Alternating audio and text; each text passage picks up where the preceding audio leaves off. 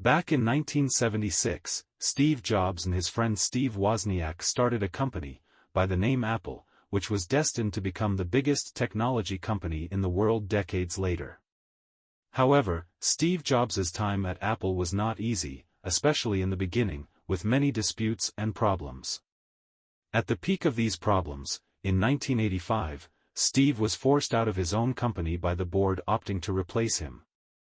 While years later, the same company would make him return to save it, in the years in which he was not in Apple, he decided to pursue other challenges. Jobs founded a new technology company, by the name of Next Computers, which went on to become a success and was acquired by Apple years down the line. However, he also purchased the graphics division of Lucasfilm, which was later on renamed, you guessed it, Pixar. Steve Jobs' involvement with Pixar began in 1986. This company had been working on many different projects, like working on special effects on movies like Star Wars. It has been working on creating computer-generated animation for many films, but once these projects were done, the company had no need for the graphics group and put it up for sale. This was around the same time that Steve had left Apple and he decided to acquire them. At first, Jobs wanted the company to continue doing what it did best. He wanted the company to continue generating computer-generated imagery to be sold to other bigger companies. To achieve this target, Jobs worked on developing an extremely powerful computer with its main purpose being to generate these images. At the time, animation films were drawn by hand and not computer-generated, and many companies preferred to keep it this way. So, instead, Jobs decided to target other areas, such as medical imaging and meteorology. However, this powerful computer made by Jobs sold for a stunning $135,000, and as you can imagine with such a price tag, it was not a massive success simply because even the big companies could not afford it with ease. With Next Computers and Pixar both costing Jobs millions of dollars to run almost without any profit, Jobs was left in a difficult position. One of the founders of Pixar suggested a major change in strategy which helped save Pixar. Pixar had already helped make many short animated films, and knowing that, Steve decided that it was time for a change. Instead of making animations and selling them to other studios, he was going to make short films and commercials and make money from them.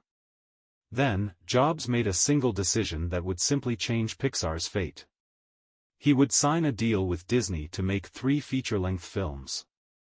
This was something that no one expected since previously, movies were not animated through computers, and this was a new concept that Disney decided to test through Pixar. The first one of these movies was indeed Toy Story. The development of Toy Story was a long and challenging process, taking several years and over $30 million to complete. Jobs, who served as the executive producer, was heavily involved in the development and production of the film. He worked closely with director John Lasseter and the rest of the Pixar team to create a film that was both technically groundbreaking and emotionally resonant. One of the major challenges in the development of Toy Story was creating believable human-like characters using computer animation. The Pixar team had to develop new animation software and techniques to create the characters' facial expressions and movements.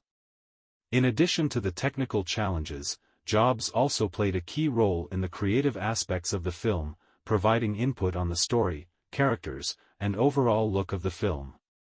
The hard work and dedication of the Pixar team paid off when Toy Story was released in November 1995.